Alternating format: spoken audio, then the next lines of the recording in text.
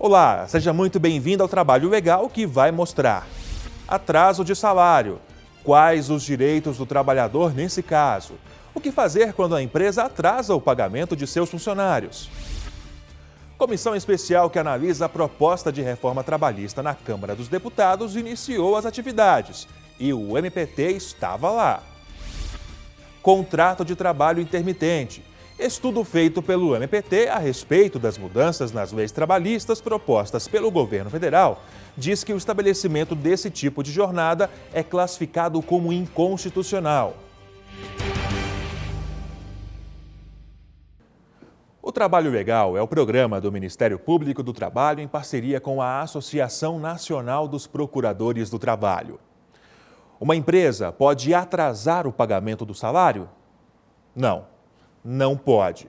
E caso isso aconteça, a empresa estará descumprindo obrigações contratuais.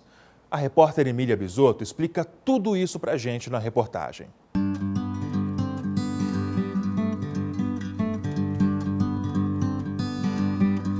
Quando o salário atrasa, tudo é questão de dívida, Aluguel, contas que atrasam, então tem tudo isso. Se o seu pagamento, se ele atrasa, tem toda essa questão de dívidas que você precisa pagar. A gente tem conta para pagar, E as contas não param de chegar, então eu acredito que atrapalha a vida de todo mundo, Eu tive muito problema e o jeito foi ter que pedir dinheiro emprestado.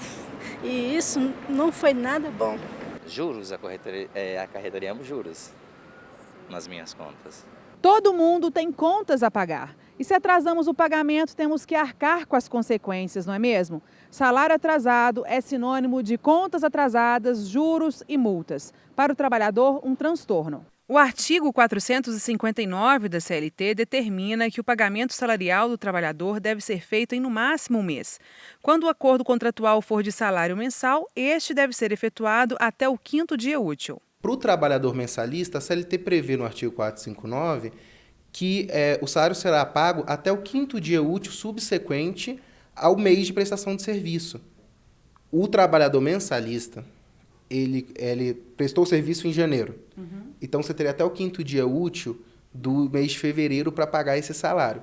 Esse salário não pode ultrapassar um mês. A Denise é revisora de textos na empresa em que trabalha e já vivenciou essa situação.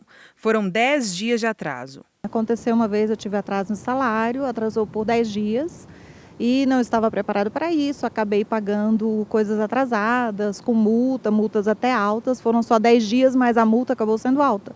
E acabou que teve consequência no orçamento doméstico e procurei saber, me informar, Porque como foi uma primeira vez, uma única vez, e se acontecer de novo, O que eu posso fazer, como é que eu posso me prevenir, como é que eu posso me preparar? Ainda de acordo com o advogado trabalhista, se o atraso no pagamento for superior a 30 dias, o empregador pode sofrer penalidades legais. O empregado poderia procurar o seu sindicato ou até mesmo ir direto até a delegacia do trabalho, informar desse atraso e buscar o reajuste, o pagamento desse valor atrasado, já reajustado financeiramente. Eventualmente, se nesse período ele teve algum dano, ele pode entrar na justiça pedindo o ressarcimento desse dano. E para o caso de auxílio remuneratório, o atraso também pode ser questionado.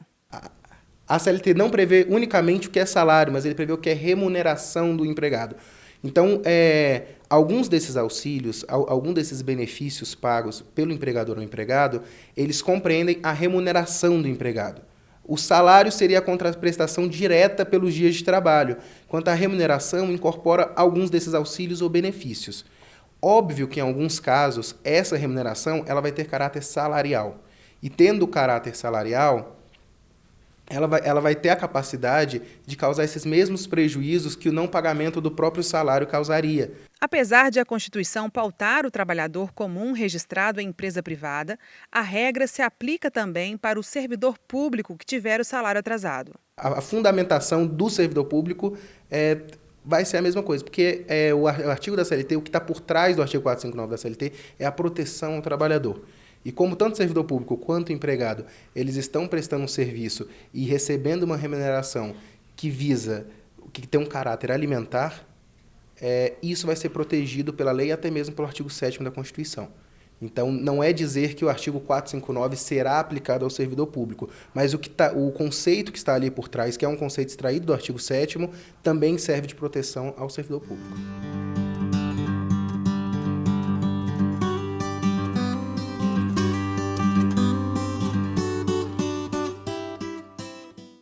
O Disque 100 é um serviço de utilidade pública que recebe denúncias de violações de direitos humanos. E para combater o trabalho de crianças e adolescentes em atividades de risco, o Ministério Público do Trabalho tem se dedicado bastante.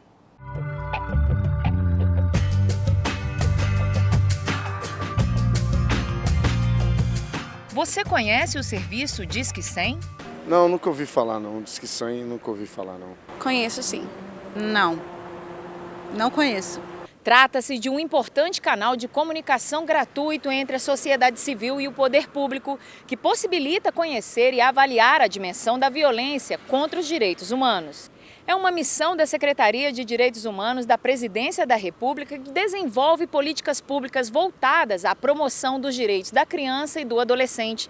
É executada pela Secretaria Nacional de Promoção dos Direitos da Criança e do Adolescente. Entre as ações estão as medidas governamentais, o Programa de Proteção de Adolescentes Ameaçados de Morte e o enfrentamento ao abuso e exploração sexual de crianças e adolescentes.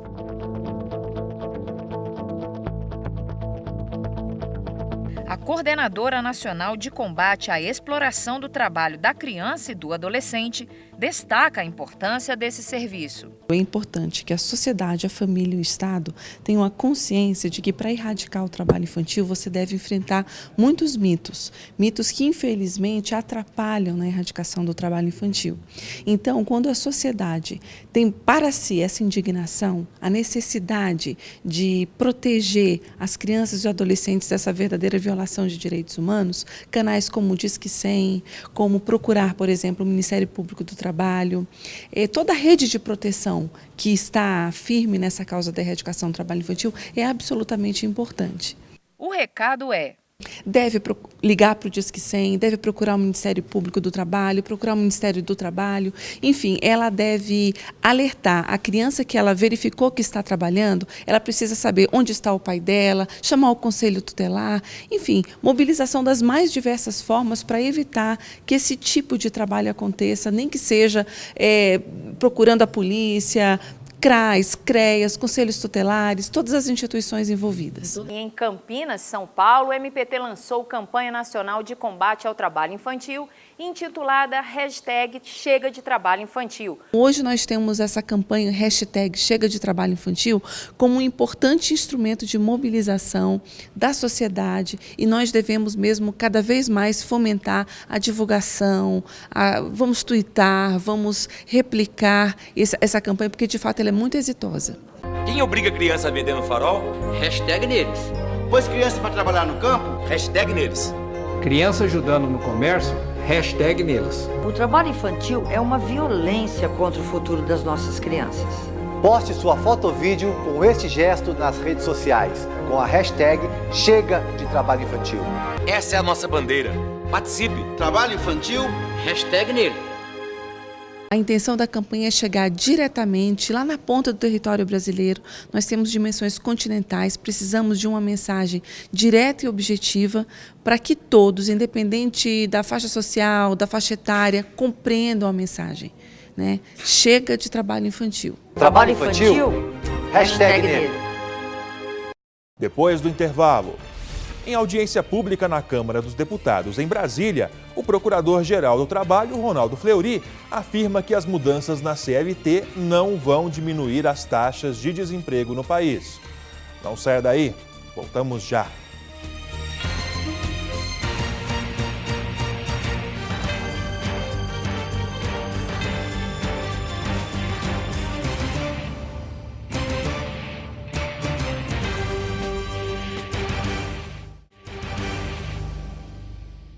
A comissão especial que analisa a proposta de reforma trabalhista na Câmara dos Deputados iniciou as atividades.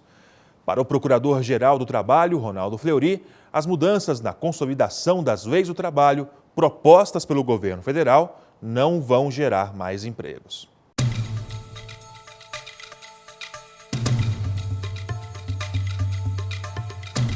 Além do Procurador-Geral do Trabalho, a audiência pública recebeu o ministro do Trabalho, Ronaldo Nogueira, e o presidente do Tribunal Superior do Trabalho, Ives Granda Martins Filho. O posicionamento do Ministério Público perante o Congresso Nacional é no sentido de auxiliar o Congresso Nacional na análise dessa proposta, trazendo não só elementos que o Ministério Público apura no seu dia a dia de trabalho, mas também com experiências de medidas similares que foram adotadas em outros países do mundo, quais as consequências, trazer todos esses elementos para permitir que o Congresso Nacional possa, nessa matéria de direito do trabalho, legislar de uma forma em que não haja precarização.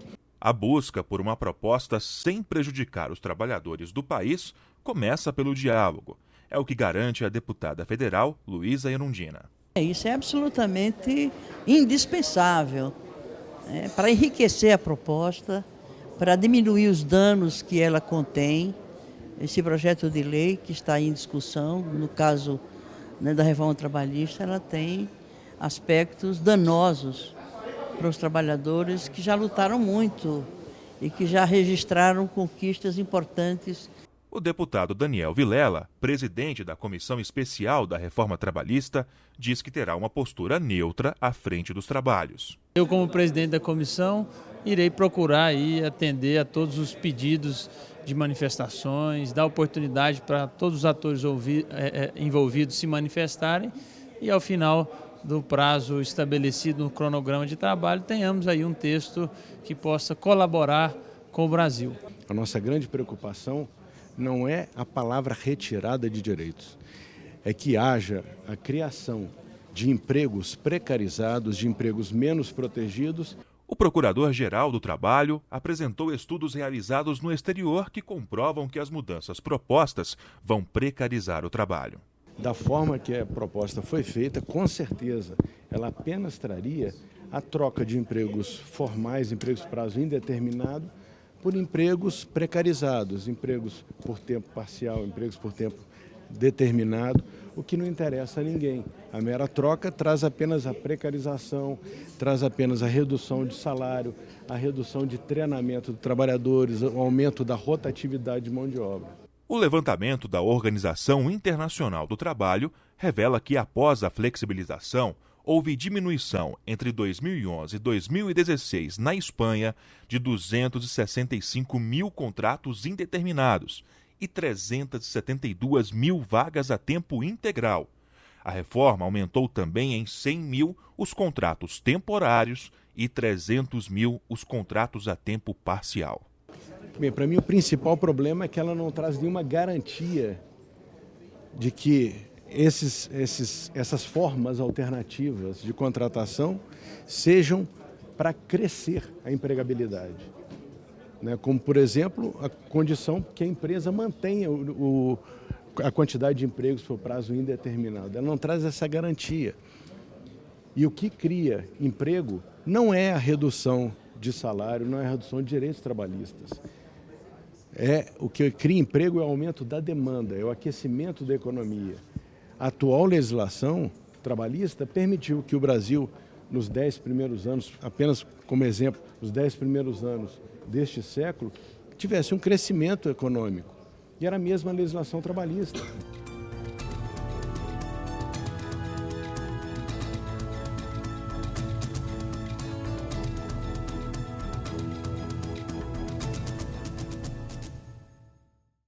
A seguir, parceria entre TST e MPT permitirá a comunicação entre processo judicial eletrônico da Justiça do Trabalho e MPT Digital. Fique ligado!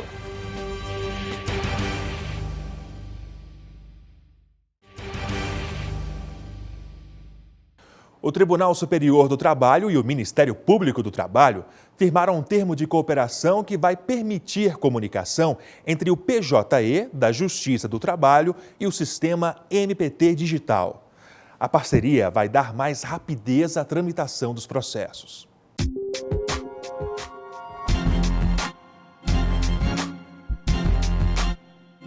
A solenidade ocorreu no Tribunal Superior do Trabalho e teve o objetivo de formalizar a interoperabilidade entre os sistemas do processo judicial eletrônico, PJE, e o MPT Digital. A iniciativa dá sequência à instalação dos processos eletrônicos que já funcionam nas varas e tribunais regionais do trabalho e também na instância máxima do Judiciário Trabalhista. O acordo de cooperação técnica possibilitará o uso de processos judiciais eletrônicos, trazendo benefícios durante a tramitação dos processos.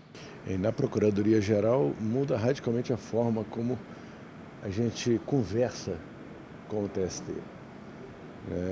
O que antes era feito até de uma forma eletrônica, mas por diversos sistemas, hoje é o sistema do PJE conversando diretamente com o nosso sistema, que é o MPT Digital. Tudo é feito pela interoperabilidade no próprio MPT Digital. Com isso a gente ganha agilidade nas informações, nesse trânsito de processos, mais rapidez, mais celeridade para os processos e, principalmente, a gente otimiza a mão de obra, tornando mais barato o trabalho tanto do Ministério Público do Trabalho quanto do Tribunal Superior do Trabalho, o que impacta positivamente em toda a sociedade. Nós estamos conseguindo, através desse termo de cooperação, que o nosso sistema PJE converse com o sistema digital do Ministério Público do Trabalho. Então, com isso, nós vamos conseguir fazer com que esse sonho de uma implementação completa do PJE se torne realidade, inclusive com a participação do Ministério Público. A mudança para o uso da plataforma digital também era uma necessidade dos próprios servidores. Era uma demanda a partir do momento em que nós tínhamos alguma dificuldade de fluxo de documentos. Né? Todos os documentos que o Ministério Público encaminhava para o sistema era necessário ir o sistema digital, inserção um a um, os documentos, o parecer, aquele documento 1, documento 2. Havia uma demanda, né, por trabalho muito grande, era muito trabalhoso. E agora não. Agora a coisa vai andar de uma forma totalmente automatizada mesmo. A gente faz o nosso trabalho, aperta um botão, entrou tudo no PJE. É agilidade, os nossos servidores, com certeza a gente vai poder fazer uma melhor distribuição, um melhor aproveitamento deles. Nós estamos querendo que até o final desta gestão, no final do ano, começo do ano que vem, nós tenhamos 100% do PJE em funcionamento, incluindo o Tribunal Superior do Trabalho, e com o diálogo pleno de todos os TRTs e TST com o Ministério Público do Trabalho.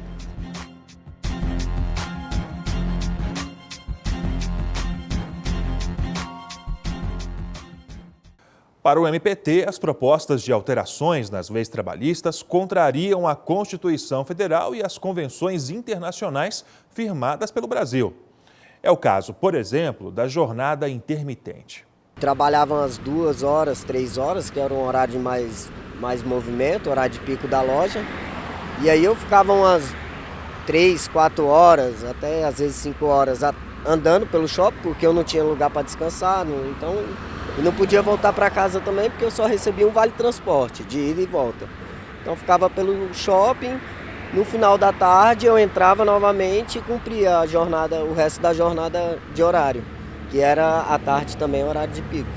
Esse relato é de um rapaz que preferiu não se identificar. Trabalhou em uma empresa de fast food com contrato de trabalho intermitente por pouco mais de 1 ano. A prática ilegal só trouxe danos para a vida do trabalhador. Com essa jornada assim, de trabalho móvel, eu não sabia quanto eu ia ganhar no final do mês. É por isso que o Ministério Público do Trabalho está empenhado em analisar as propostas feitas pelo governo federal sobre a flexibilização das leis trabalhistas. E uma delas é o projeto de lei do Senado 218 de 2016, que permite a terceirização da atividade fim, com a introdução do chamado contrato de trabalho intermitente. O Ministério Público do Trabalho enxerga o PL 218 sobre a jornada intermitente com bastante preocupação, sobre 3 prismas. Primeiro, o prisma constitucional. Segundo, o prisma legal, da questão do coração das relações de trabalho, esculpido na CLT, e também das consequências sociais que isso pode acarretar. Márcio ainda alerta para outras irregularidades. E vai de encontro frontalmente ao princípio da alteridade, que é um dos princípios basilares da relação de trabalho, porque o risco do negócio é daquele que pretende empreender, é do empregador. Isso é o coração da nossa CLT. E a partir do momento que que o PL permite que o trabalhador seja utilizado quando conveniente ao serviço e remunerado na base dessa proporção, ele transfere o risco do negócio apenas para o empregado. E ele inverte toda a lógica do sistema, trazendo, digamos assim, um precedente perigosíssimo. E arrisco a dizer, nos termos do que foi proposto, único, diante da nossa legislação, ele é proibitivo. E isso pode causar um dano social sem precedentes. Tanto de manhã eu poderia trabalhar 2, 3, 4 horas, como de tarde, trabalhar 2 ou 3, 4 horas. Vai depender do movimento. Chega no final do mês, o trabalhador não sabe quanto vai ganhar, não pode fazer um compromisso de um valor X, porque nunca sabe o salário correto que vai ter. Essa indecisão não é admitida pelo MPT.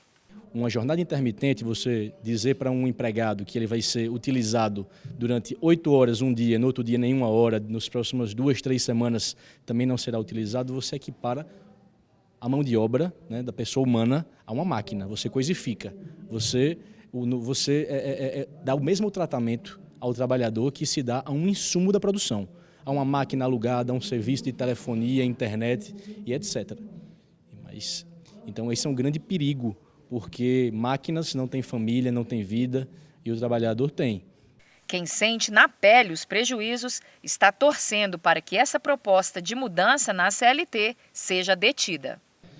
De acordo com as nossas peculiaridades da nossa sociedade, da nossa legislação e das barreiras constitucionais às quais eu me referi, esse projeto ele ofende, digamos assim, ele é o que mais ofende a legislação de todos os que nós estudamos. Ele não pode se encaixar, ele é realmente violador às nossas garantias constitucionais e a todo um sistema de proteção, uma rede protetiva ao trabalhador. Isso é um absurdo mesmo, essa lei não pode passar de forma alguma. Chega no final do mês, o trabalhador não sabe quanto vai ganhar, não pode fazer um compromisso de um valor X, porque nunca sabe o salário correto que vai ter. O Ministério Público do Trabalho manifestou-se pela rejeição desse PL, tanto pelas questões jurídico-constitucionais, quanto pela absoluta incompatibilidade do projeto com a nossa legislação trabalhista, bem como, principalmente, pelas nefastas consequências sociais que esse projeto pode acarretar para toda uma classe trabalhadora. E você é o nosso convidado especial para participar do programa Trabalho Legal. Basta enviar uma sugestão de reportagem. O nosso contato é trabalholegal.pautas@gmail.com.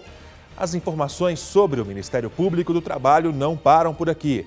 Acesse o nosso portal www.mpt.mp.br e também o Facebook ou o canal no YouTube.